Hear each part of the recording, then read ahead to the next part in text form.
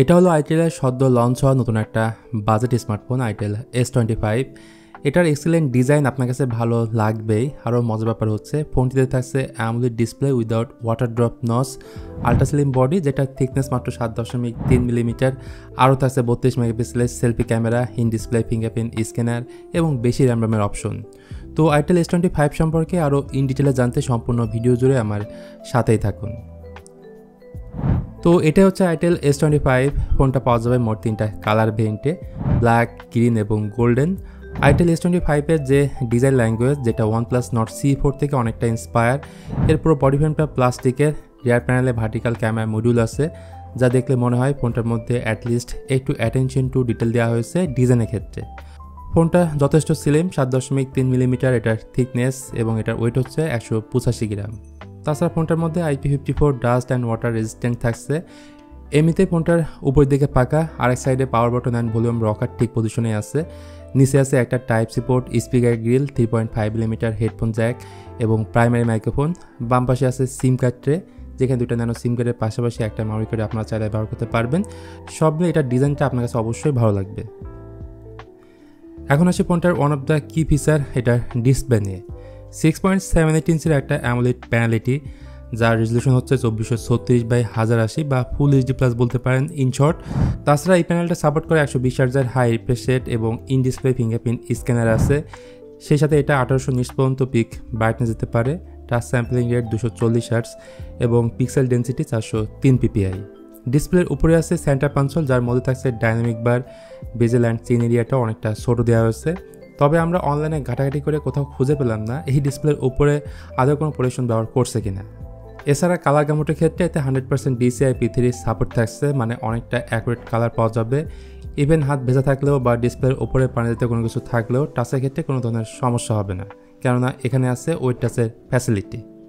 অন্যদিকে এই ডিসপ্লেতে ওয়াইড অন ইলনের সাপোর্ট থাকছে, সো প্রাইম বা নেটফ্লিক্সে ফুল এইচডি ভিডিও আপনি দেখতে পারবেন।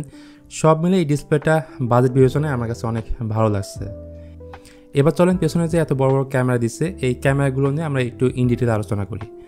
আইটেল S25-এর পেছনে আছে টোটাল 2টা ক্যামেরা, ওইটি এলইডি রিং লাইট, যার মধ্যে থাকছে 50 মেগাপিক্সেলের মেইন সেন্সর, যার অ্যাপারচার 1.6 এবং 2 মেগাপিক্সেলের একটা ডামি বা ম্যাক্রো ক্যামেরা।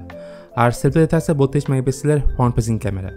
সো আমি বলবো যাদের সেলফি ক্যামেরাটা অনেক বেশি ইম্পর্টেন্ট তাদের ক্ষেত্রে ফ্রন্ট ক্যামেরাটা অনেক ভালো আউটপুট দিবে, ডিটেলও ভালো ধরে রাখতে পারে। পাশাপাশি লো লাইটে ছবি তোলার জন্য সামনে পেছনে দুই দিকে রয়েছে ডুয়েল এলইডি ফ্ল্যাশ লাইট। এই ফোন দিয়ে ভিডিও রেকর্ড করা যায় সর্বোচ্চ 2K 30 FPS-এ। চলুন তাহলে দেখে আসি এই ফোনটার রিয়ার ক্যামেরায় তোলা কিছু ফটো স্যাম্পল, তাহলে আরও বিষয়টা আপনি ক্লিয়ার হয়ে যাবেন।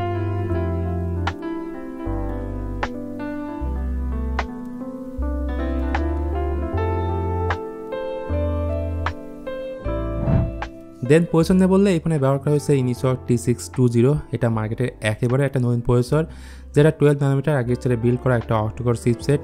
ক্লক স্পিড হচ্ছে 2.2 GHz, জিপি হিসেবে থাকছে Mali G57, আন্ত স্কোর 3,23,000 সামথিং। স্টোরেজ আর র্যাম ভেরিয়েন্ট হিসেবে থাকছে 828 GB।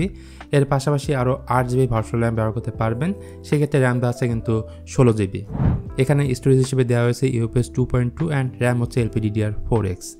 যেহেতু T620 একেবারে নিউ একটা চিপসেট, অনলাইনে তেমন কোনো ইনফরমেশন পাওয়া যায়নি, তাই এটা নিয়ে খুব বেশি কিছু বলার নাই। এছাড়া আউট অফ দ্য বক্স এটা নিয়ে আসছে itel OS 14.5 on top of Android 14। আমার কাছে পার্সোনালি itel OS খুব একটা ভালো লাগে না, সেই সাথে 1 বছরের মেজর অ্যান্ড্রয়েড আপডেট পাওয়া যাবে। এই ফোনটা আর একটা ভালো দিক হচ্ছে এই ফোনে থাকা আই ব্লাস্টার, যেটা দিয়ে আপনি টিভি, এসি সহ যাবতীয় ইলেকট্রনিক্স ডিভাইস আপনি কন্ট্রোল করতে পারবেন। তারপর আসেন ব্যাটারি ব্যাকআপ অ্যান্ড চার্জিং নিয়ে। ব্যাটারি আছে 5000 mAh-এর, তবুও ফোনটা তেমন একটা মোটা না, 7.3 মিলিমিটার হচ্ছে এটার থিকনেস। তাছাড়া ফোনের বক্সে থাকছে 8 ওয়াটের চার্জার, যেটা আমার কাছে ওকে মনে হয়েছে। সেই সাথে বাইপাস চার্জিংয়ের সুবিধা থাকছে, মানে এই ফোন দিয়ে আপনি অন্য যে কোনো ফোন চার্জ করতে পারবেন। তো ইন্টারন্যাশনাল মার্কেটে এই ফোনটা যে দামে লঞ্চ হয়েছে সেটা বাংলাদেশি টাকায় কনভার্ট করলে দাঁড়ায় 12,000 টাকার আশেপাশে, যেটা আমার কাছে খুব বেশিও মনে হয়নি আবার কমও মনে হয়নি। এখন দেখার বিষয় এই ফোনটা দেশের মার্কেটে আসলে কবে আসে। তো ভিউয়ার্স, এই ছিল আজকে ভিডিও আইটেল S25-কে নিয়ে। ভিডিওটা আপনাদের কাছে কেমন লাগলো সেটা কিন্তু অবশ্যই জানাবেন কমেন্ট করে।